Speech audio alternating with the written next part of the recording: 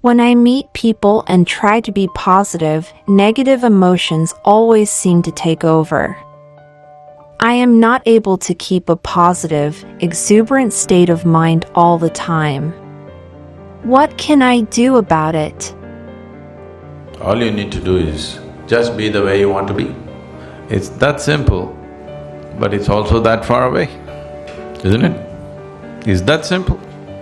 After all, you want to be joyful, just be that way. Who's stopping you?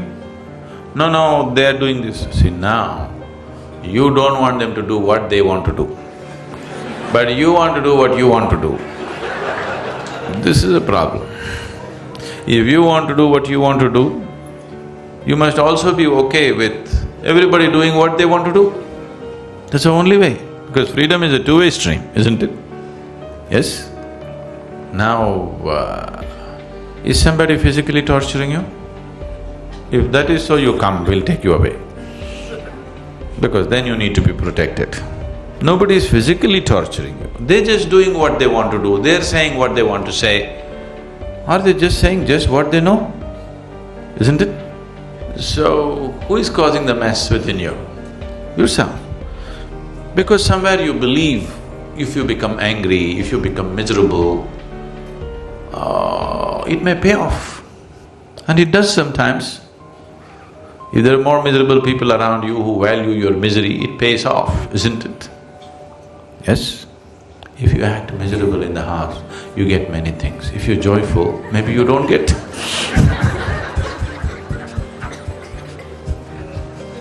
Isn't it so? So you learn the trick. But what you need to understand is the trick is double-edged. If you're miserable, whatever the hell you get, it doesn't mean anything. If you're joyful, you don't get anything, so who cares? So, this is not just your trick. Everybody around you has always been playing this trick. And you thought that's the way. But what is it that you want? You want to be joyful or miserable? So just be the way you want to be. Does it infringe on anybody? Does it infringe on anybody? Now I want to smoke. If I do, now this is going to cause some disturbance to somebody. I want to just be happy. Is it infringing on anybody's anything? Is it, I'm asking? So you be the way you want to be, who's stopping you? You cannot do whatever you want to do, but you can be the way you want to be, isn't it? Can anybody stop you? Others need not even know that you're joyful. If they like a miserable face, give it to them. If they like miserable faces, give it to them, but you can still be joyful, isn't it? Right now we'll experiment, okay? Right now a lot of faces are looking joyful. I want you to maintain the same joy and look miserable. Do it now. Do it now. Let me see. You don't smile at me. Show me a miserable face being joyful within you. You must practice.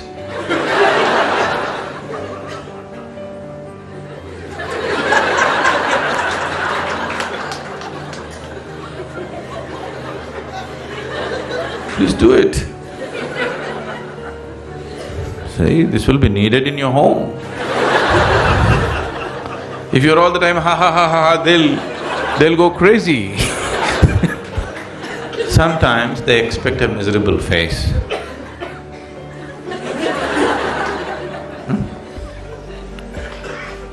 What's so spiritual about you, all this damn yoga, he, and all?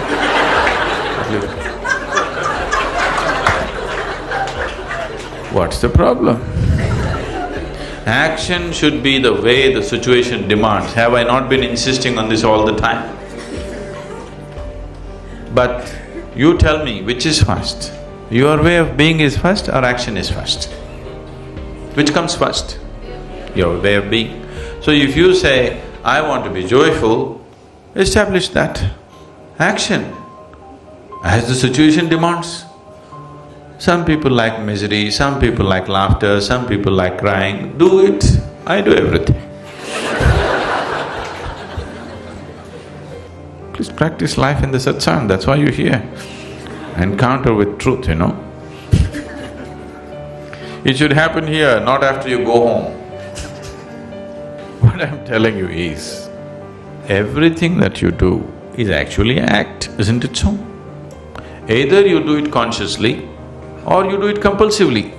If you do it compulsively, you think it's real, but actually it's an act, isn't it so? Everything is cooked up in your head, isn't it, whatever you do? So it's anyway an act. So do you want to do it consciously or do you want to do it compulsively? That's all the choice is. So you do it compulsively and you think it's real, it's a foolish way to exist. It's anyway an act. At least do it consciously, then life will be beautiful. If you do it compulsively, it looks like a trap. It's not a trap. Life is not a trap, because the exit is always there, wide open. Yes or no? Life is not a trap. The exit is always open. Everybody is trying to dodge the exit. No? So, if the exit was closed, only then you can call it a trap, isn't it? The exit is always wide open. One moment if you don't take care, you'll be dead. The exit is wide open. Your whole life is to somehow not to reach the exit. If you think that your acts are all real, then it feels like a trap. Whatever you think, feel and do is your act, isn't it so? When you do not realize it's your act, you think it's God-given instructions. You'll start hearing voices. When you hear voices, it's very clear you need treatment. So, if you ask this one, this wants to be as pleasant as possible, isn't it? Yes? You want to know the highest state of pleasantness, isn't it so? So who is stopping you? No, but they're doing this. They're doing what they like. You be the way you want to be. If you establish your way of being, then whatever you do is just a question of the situation. Depending on what kind of situations when they exist, accordingly we act. No, I want to do my own thing. There is no your own thing. Action is as the situation demands and offers, isn't it? How to be is yours. If you've decided how to be that way, perform action as it is necessary.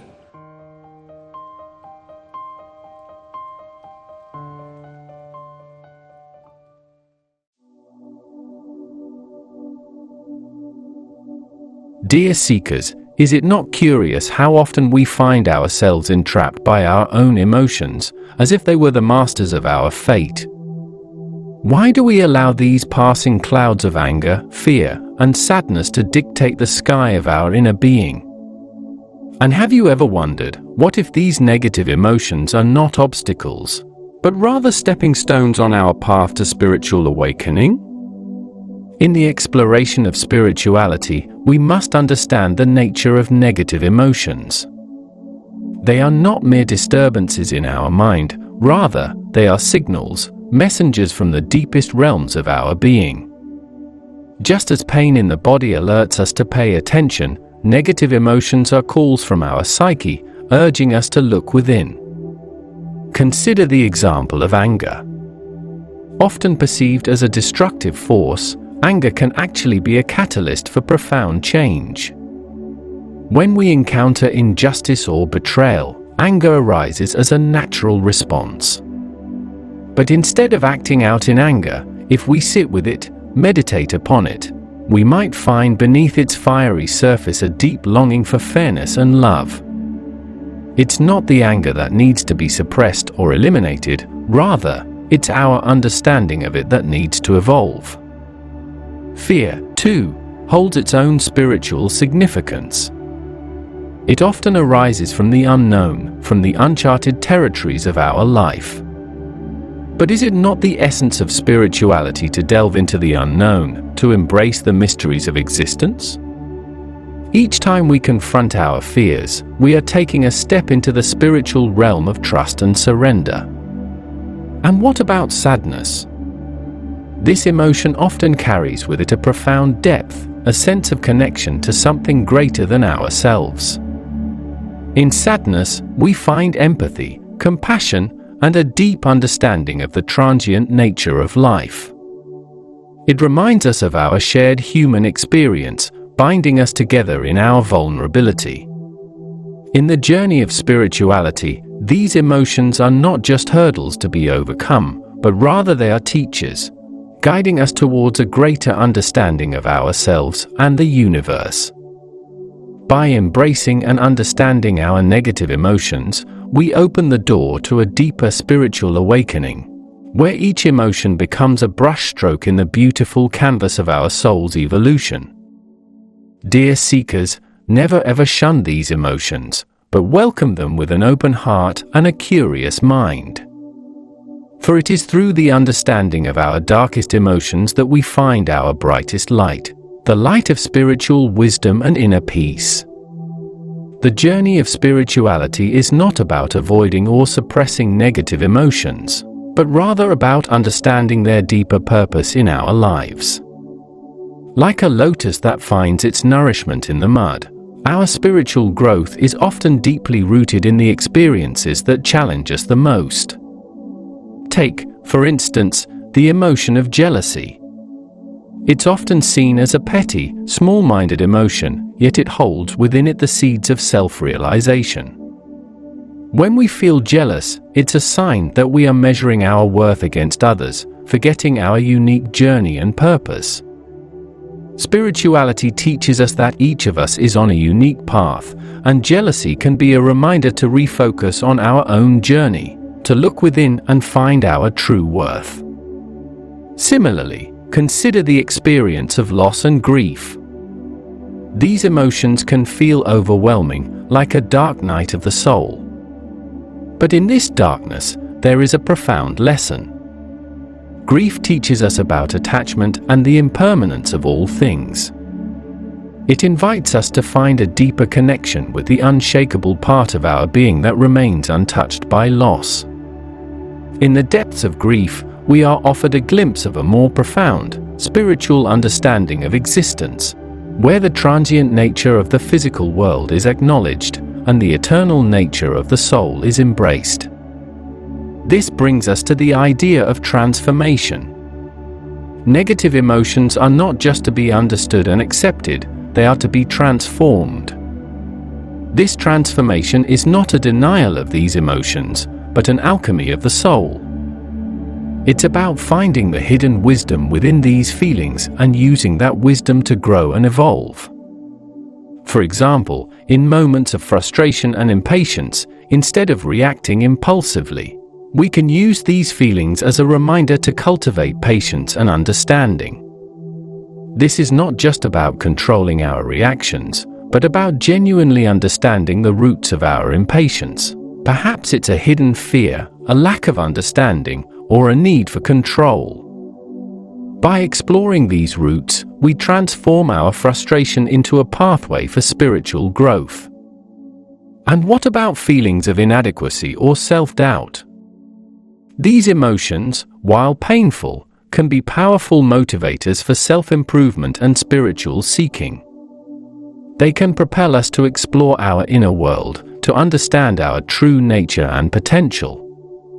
In this way, our insecurities become the fuel for our journey towards self-realization and spiritual enlightenment.